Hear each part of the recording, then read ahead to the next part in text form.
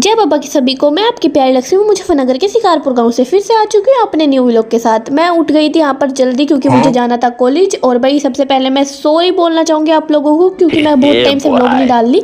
और यहाँ पर मैं सुबह ही उठ के अपना पानी करने लगी थी बाल्टी में ताकि मैं गर्म कर सकूँ। लाइट नहीं आ रही थी तो गैस पे ही किया नहाने के लिए। बहुत टाइम बाद मैं इतनी जल्दी उठी थी, मतलब अंधेरा ही हो रहा था। बहुत जल्दी उठ गई थी मैं 5 बजे के आसपास। और मैं अपना ब्रश करने चली गई थी। मैंने अपना ब्रश फिनिश किया, इतने मम्मी ने अपनी झाड़ू वाड़ू लगा ली थी। और मेरी मम्मी बना रही थी यहाँ पर मेरे लिए गर्मा गर्म नाश्ता। और मैं नहा कर आई थी, इतने दिन हो गया था रात से। और मैंने पहनती कुर्ती। उसके बाद मैंने गर्मा गर्म पराठे एंजॉय किए मक्खन के साथ।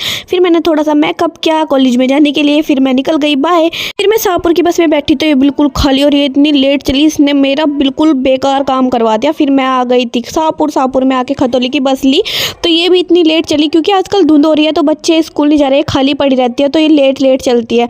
और मैं कैनरा बैंक के सामने थी, यहाँ से भी खतौली की बस मिलती है, किसी को ना पता हो तो मैं बता दे रही हूँ। और ये भी बिल्कुल खाली पड़ी थी, इसने बहुत लेट की। फिर बीच रास्ते में इतनी भर गई कि जगह ही नहीं रही। उसके बाद मैंने मेरठ की बस ली क्योंकि मेरी ट्रेन छूट गई थी तो ये मेरा नुकसान कराया था इसने। उसके बाद मेरठ आ गई थी मैं, ये पता नहीं महल किसका है। फिर ये भाई 11 साढ़े 11 बजे आकर हम कॉलेज में घुसे। अब पता नहीं क्या क्या सुनावेगा मास्टर, अभी कुछ कह नहीं सकते, अभी तो जान ही लग रहे, देखता है क्या क्या सुनावेगा।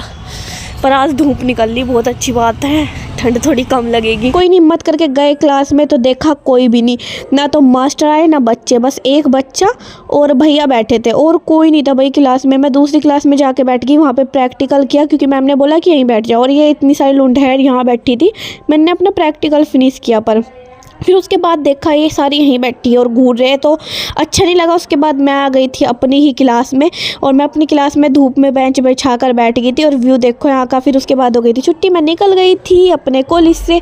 और मैंने कॉलेज से निकलते ही ऑटो लिया क्योंकि मुझे जाना था अपनी नानी के घर। फिर मैंने बस पकड़ी हापुड़ के लिए, मेरी नानी भाई हापुड़ में रहती है। और फिर मैंने टकाटक लिया क्योंकि मुझे भूख लगी थी थोड़ी सी। उसके बाद ये देखो यार, यहाँ पे रास्ते में इतना सारे कूड़े का पहाड़ दिखा मुझे, इतना कूड़ा फैलाते हैं लोग बाग।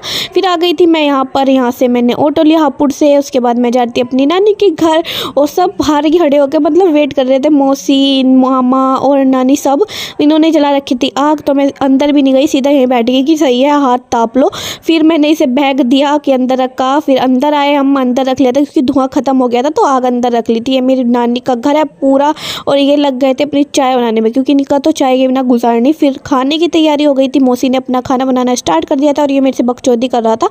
उसके बाद मैं अपनी भाभी के पास चली गई, यहाँ पर भी मेरी एक बहुत अच्छी भाभी है, इनके घर भी हमने तापा। उसके बाद सोने की कर दी थी तैयारी, सबने एक ही जगह खाट बिछा ली थी। उसके बाद हम चले गए सोने। बाय बाय, जय बब्बा की सभी को, मिलते हैं कल न्यू व्लॉग के साथ।